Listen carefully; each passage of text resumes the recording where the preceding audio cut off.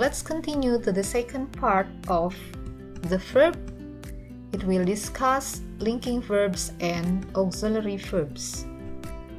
The first is about linking verbs. So what is linking verbs? Linking verbs say something about the subject.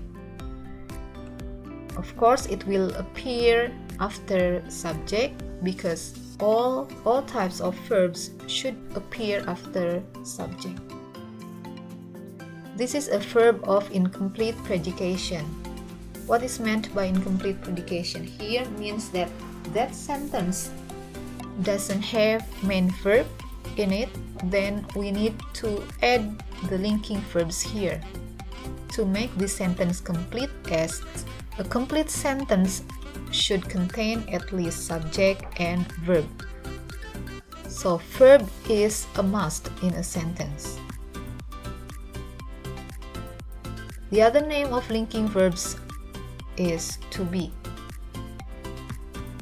For example, let's see the example. Samantha and her sister are dancers. Samantha was a singer. Samantha is blowing a balloon. So are, was, is, are linking verbs or to be in different form. Are here is in present, was in past, and is in present. The next one is auxiliary verbs. So this is important to explain that linking verb and auxiliary verb is actually the same. And to make it easy for you to learn, we can say linking verb and auxiliary verbs refer to the same items. Although for your further learning, you can see later that linking verb has other forms or has other types.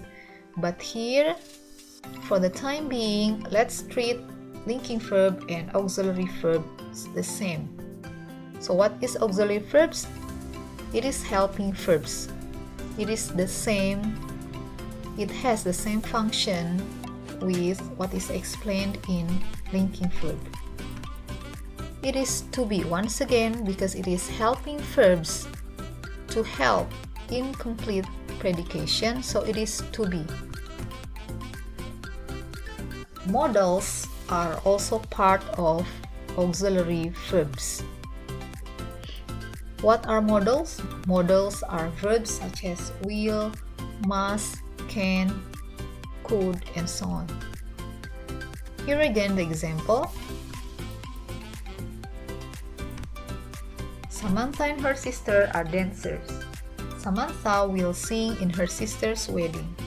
Samantha has arrived. Samantha had been here when I arrived. In the first example, we have are as auxiliary verb because the subject is in plural. Are also indicate the tense is present. And then the second example, we have modal here, will sing in her sister's wedding. It indicates present future. And then the next example, Samantha has arrived. By looking at has, we know that it is present. And then as it followed by the verb 3, arrived, has arrived, meaning that it is perfect. That the aspect of the sentence is perfect, so it is present perfect. And then the last example is had been. So once again, had been here indicating it is perfect, but as had is past tense, so had been is past perfect. So the words or verbs in bold are auxiliary verbs. Let's see the complete table of auxiliary verbs. So here I create the table based on the personal pronoun and the tense of the verb. Here in the upper row we have I, you, he, she, we, and they. And then in the first column, we have tense, present, and past. I will not explain all those verbs. You can check it by yourself in the table. Let's see some example that the auxiliary verbs or to be for I is, you are, he and she is, and we and they are. So there is common pattern that for singular form they have the same to be, and plural forms have their own form. So I, she, we commonly have the same form of to be, and they and we almost always have the same form. And then let's see for modal auxiliary: will, can, shall, must, have, ought to. They are all the same for all personal pronoun, whether for I, you, he, she, we, or they. And then for the past form, it is also the same with the present form. For example, to be for I is was, and it is the same also for he and she was, he was. And for the plural form, for personal pronoun you, the past tense is were, and it is the same with plural form of we and they. The rest here in modal auxiliary, as we can see in present, they are all the same for all personal pronoun. Let's see the examples. Devin and Fauzan are football players. Okay, this is once again to be for plural subject in present. The second one is Andy was not a pianist, he was a violist. Here we have two forms, it is in negative and in positive. Was here indicate it is past tense, and in the first sentence it is negated by the word not.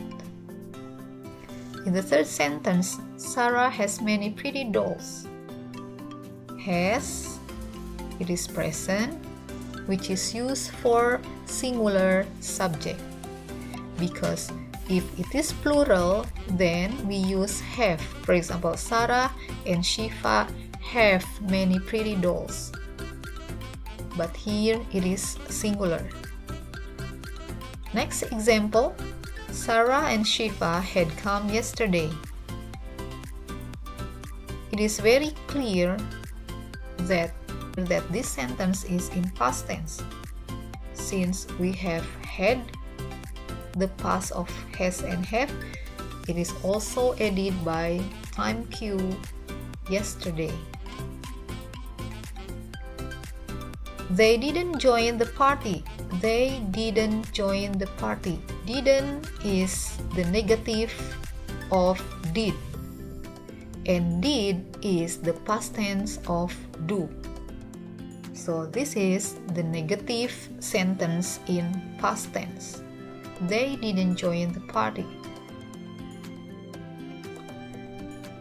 The next sentence, I will be right here waiting for you. Just like song lyrics, here we see that will be.